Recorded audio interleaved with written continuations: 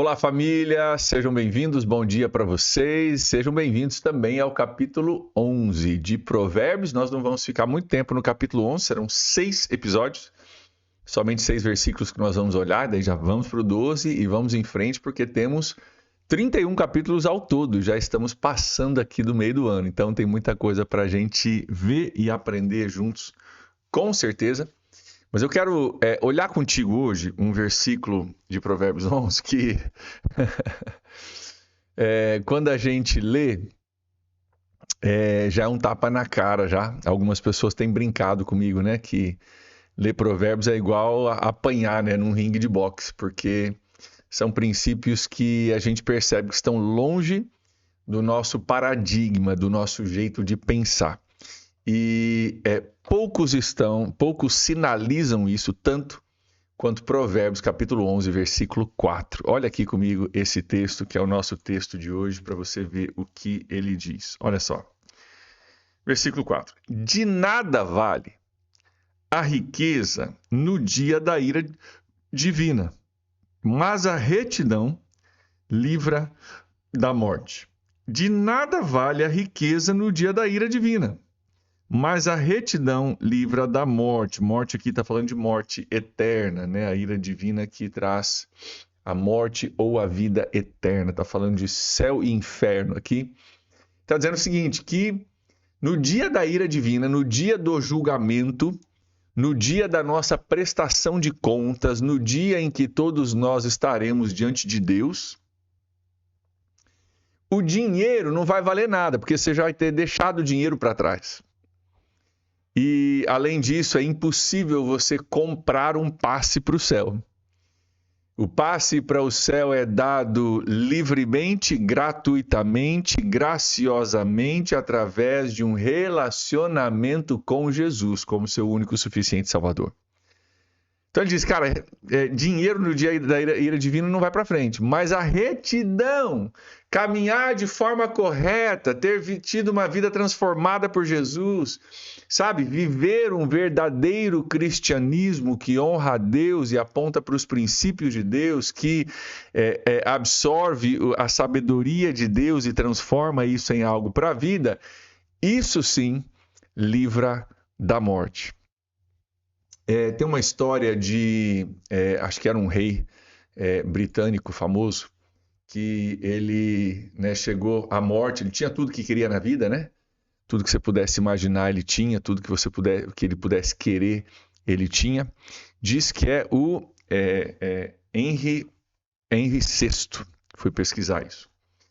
E ele tinha tudo que queria, a hora que queria, com todo o recurso que ele queria, mas ao encarar a morte, ele falou, cara, eu não posso contratar a morte, eu não posso contratar no sentido de pagar ela para não vir.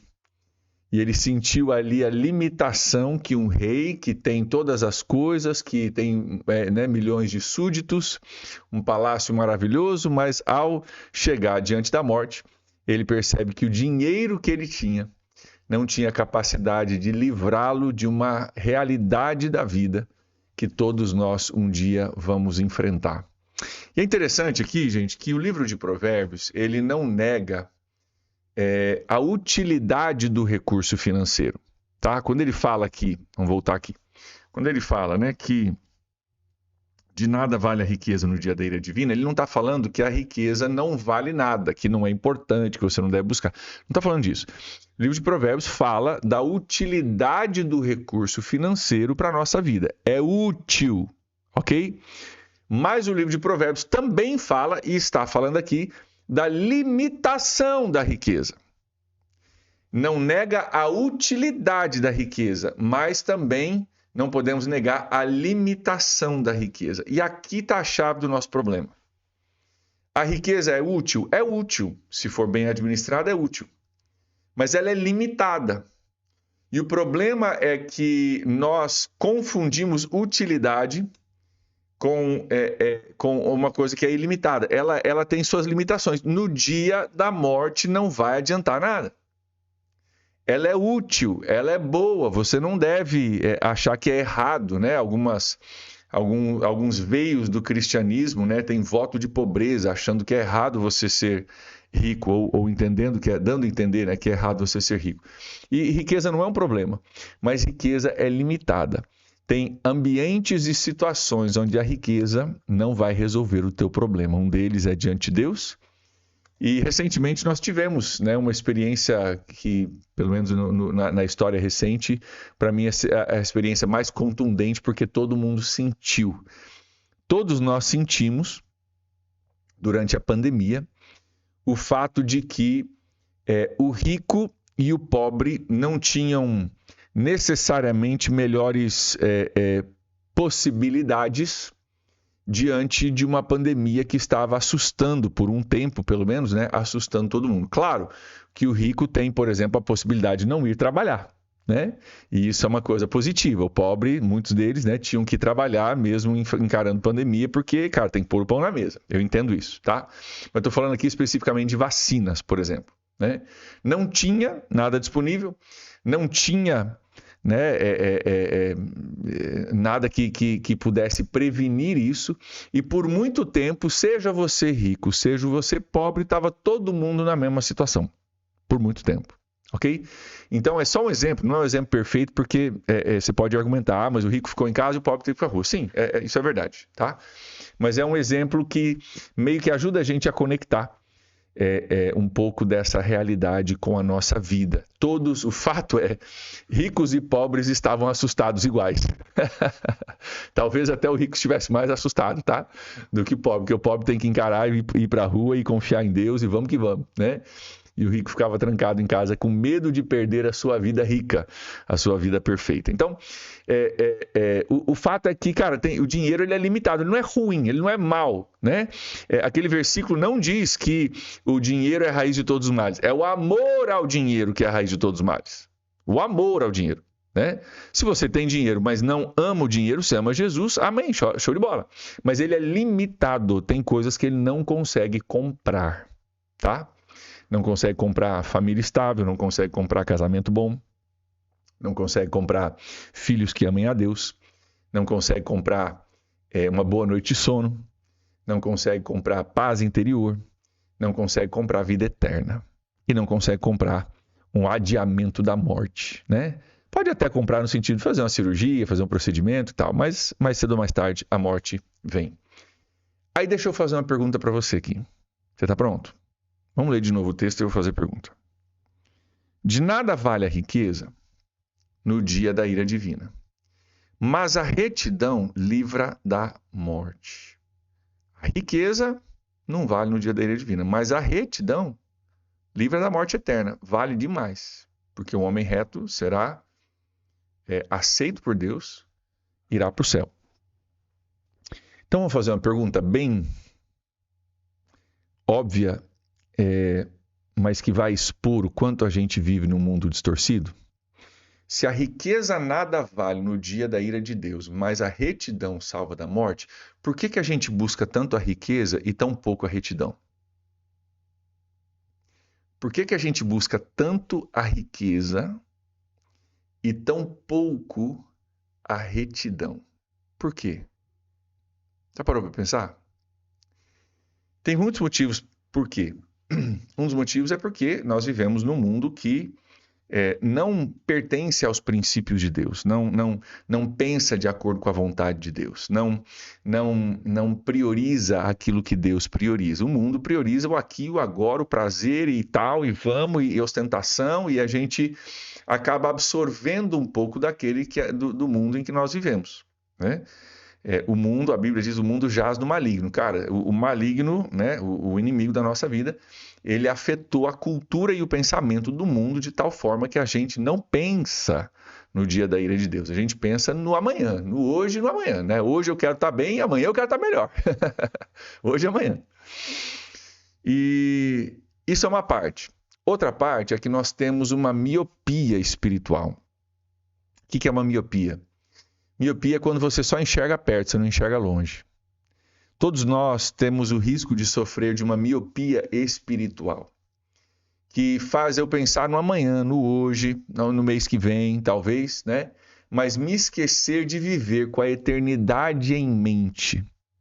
Me esquecer de viver com a eternidade em mente. E aqui, olha só, a sabedoria de Deus, o homem mais sábio do mundo, Provérbios, que é o livro da sabedoria, vem nos dizer o seguinte, ó, só lembra do seguinte, hein? Que o dinheiro, na hora da ira de Deus, não te serve de nada, você já vai ter deixado para trás, ok?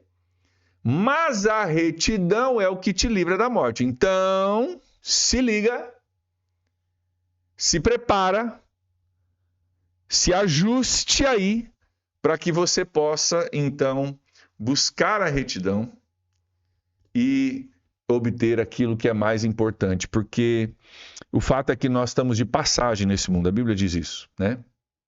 Nós temos aí, vamos botar em média, 80 anos de vida.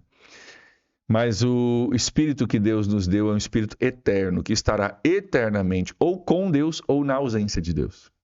Aqueles famosos lugares que a gente chama de céu e inferno, que não são tanto lugares, mas são lugares, mas não são tanto lugares quanto são a presença perfeita de Deus ou a ausência absoluta de Deus. E tudo isso tem a ver com as decisões que nós tomamos aqui e agora. Então, a sabedoria de Deus nos instrui a nós refletirmos sobre isso. Aí a gente entende alguns versículos, né? Não se preocupe com o que você vai comer, com o que você vai vestir, mas busque em primeiro lugar o reino de Deus e a sua justiça. Aquela palavra justiça ali, no português nós temos uma palavra só para falar sobre justiça, né? Minha justiça diante de Deus e a justiça social. No inglês tem duas palavras diferentes, né? A justiça é uma justiça social e a minha justiça com Deus é retidão.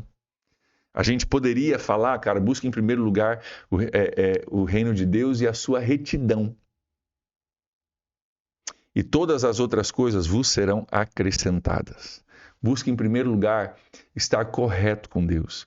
Busque em primeiro lugar você viver uma vida correta.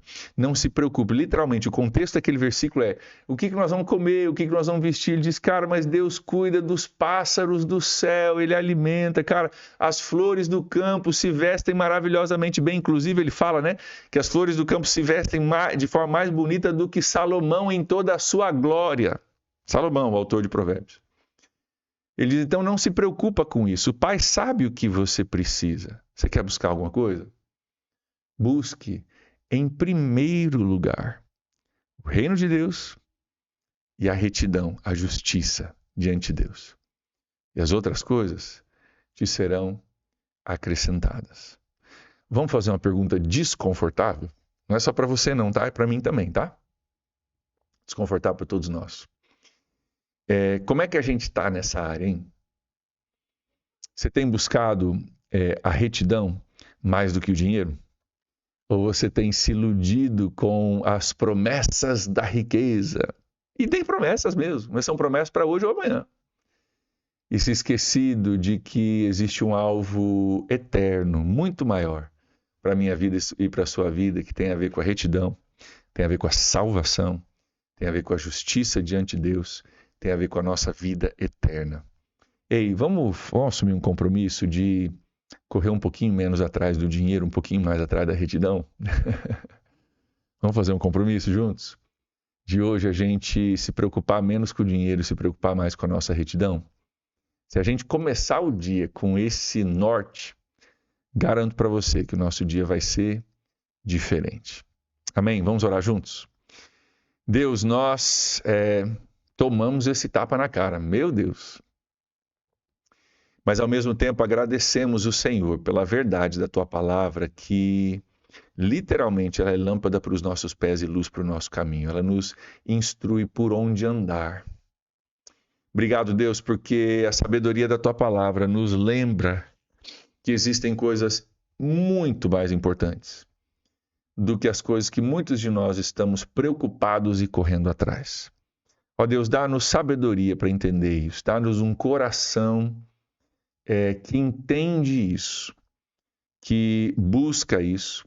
E oro que hoje, Pai, nós possamos correr mais atrás da nossa retidão diante do Senhor do que atrás de riquezas. E que no dia que formos encontrar contigo, nós não tenhamos preocupação, porque somos salvos em Jesus e temos buscado viver uma vida que honra o Senhor. Nós oramos assim, gratos em nome de Jesus. Amém. Amém, gente. Um grande abraço para vocês. Que Deus te abençoe. Persiga hoje a retidão e a gente se encontra amanhã. Tchau, tchau.